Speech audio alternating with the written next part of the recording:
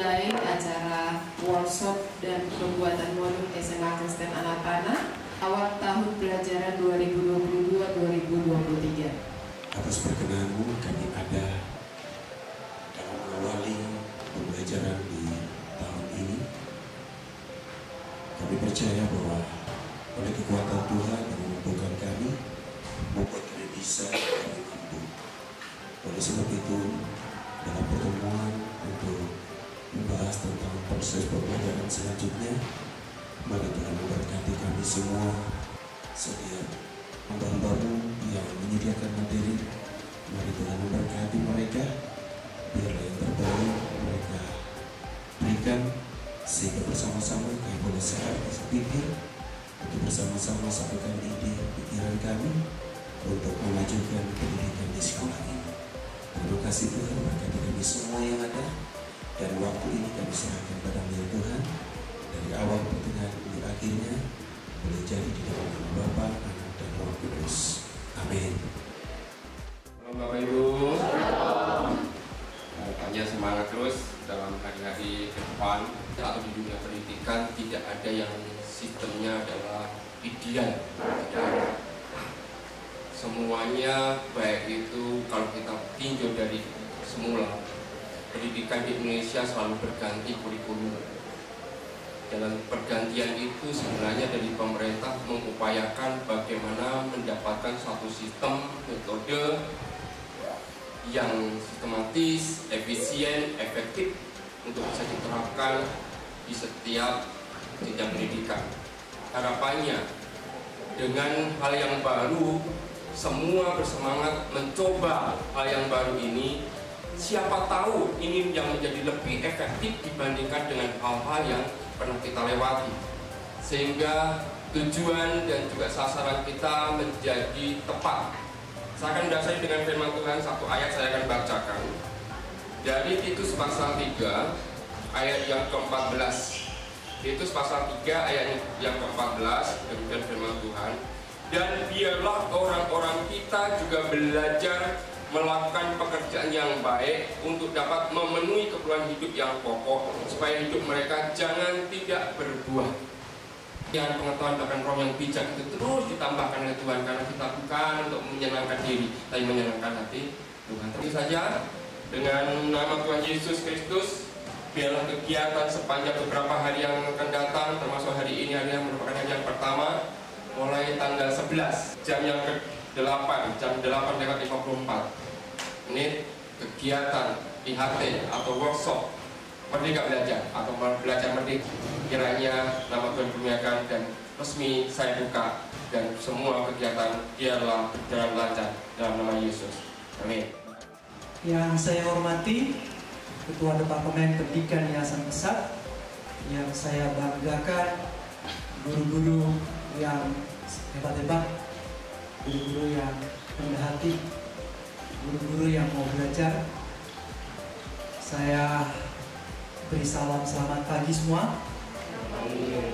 Dalam arahan Pak Edi tadi, ada pokok-pokok penting yang harus kita menjadikan bahan refleksi untuk meningkatkan mutu pendidikan di SMA kita. Sudah diawali dengan firman Tuhan, sangat tepat dan sangat benar, bahwa biarlah orang-orang kita juga belajar melakukan pekerjaan yang baik untuk dapat memenuhi keperluan hidup yang pokok. Berharap dan saya yakin guru di SMA Kristen Anak Panah siap menyelesaikan apa yang sudah diberikan. Seperti itu. Kenapa tidak ada sosialisasi penguatan-penguatan, pelatihan-pelatihan? Ada kata kunci di situ. Bapak Ibu tahu kata kuncinya? Mandiri. Kenapa? Karena kita sudah diberikan yang namanya akun ide belajar ID. Jadi kalau Bapak Ibu sudah punya itu dan sudah menginstal yang aplikasi Merdeka Belajar yang logonya lagi merdeka, sudah. Jadi saya melaporkan sudah 85% kita sudah punya. Nah di situ kita klik semua ada modulnya, kebijakannya, aturannya, semuanya sudah ada di situ. Dan sudah ada pembaruan. Mereka akan memperbarui modul-modul belajar. Apa tidak ada bukan sosialisasi dalam bentuk pelatihan-pelatihan yang sudah diprogram nanti. Jadi mereka sudah menyediakan web-web untuk kita masuk dan seterusnya. Dan beberapa hari ini saya melihat para guru-guru kita sudah ikut ya Zoom, yang ada link-link Zoom. Terima kasih, saya lihat sudah berapa orang mengikutinya dengan saksama. Terima kasih. Sehingga pada 2 hari ini kita matang membuat persepsi yang sama. Kita sama-sama belajar. Yang pertama, saya ingin bertanya dulu ke Bapak Ibu, apa yang Bapak Ibu pikirkan tentang sosok Ki Hajar Dewantara? Yang kedua, apa yang membuat Bapak Ibu ingat tentang beliau? Silakan Bapak Ibu. Karena dulu di sejarah dia yang pendidikan sama siswa. Memulai kurikulum Merdeka Belajar, kita berpatokan pada ajaran atau dasar pemikiran dari seorang Ki Hajar Dewantara. Jadi pemikiran dari Bapak Ki Hajar Dewantara, pendidikan adalah tempat persamaan benih-benih kebudayaan hidup dalam masyarakat kebangsaan. Kita belajar sama-sama ya Bapak Ibu, bukan berarti saya di sini saya juga belajar gitu. Sekolah diberi kebebasan memang, mau kurikulum 2013 penuh boleh, mau pakai darurat boleh, atau mau pakai kurikulum merdeka. Jadi diberi kebebasan gitu. Kurikulum merdeka ini sudah diimplementasikan di tahun 21-22 di sekolah penggerak ya. Ada 2.500 sekolah penggerak yang sudah menggunakan kurikulum ini. Kemudian ada 3 pilihan di implementasi kurikulum merdeka, yaitu yang pertama mandiri belajar, yang kedua mandiri berubah, yang ketiga mandiri berbagi. Nah, kita ini milih yang satu ini, mandiri belajar. Bapak Ibu, kita sama-sama belajar ya. Saya pun masih belajar di tahap ini. Kita akan belajar tentang yang namanya proyek penguatan profil pelajar Pancasila. Agak panjang ya judulnya ya. Tapi ternyata istilah ini bisa disingkat jadi P5.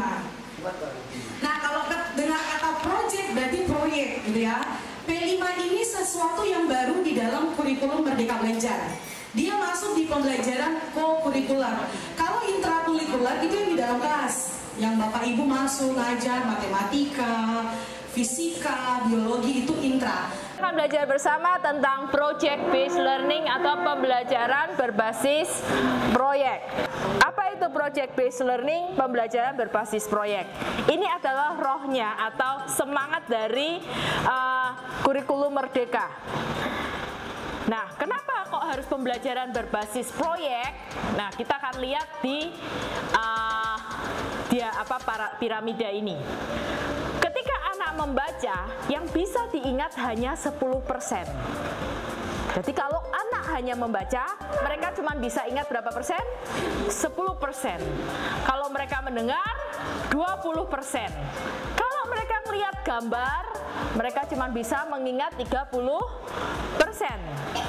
Kalau mereka pergi ke pameran, langsung pergi ke tempatnya, misalnya pembuatan tempe, langsung ke pabrik tempe, ngelihat sendiri, kemudian melihat demonstrasi dari Bapak Ibu, mereka bisa mengingat berapa? 50%. Kalau mereka masuk di dalam workshop, terus mereka mulai mendesain pembelajaran berkolaborasi dengan teman, mereka bisa mengingat 70%. Tapi kalau mereka mencoba memodelkannya di pengalaman nyata, mereka mencoba untuk melakukan hal nyata yang berhubungan dengan pembelajarannya, maka pembelajaran itu akan mereka ingat 90%.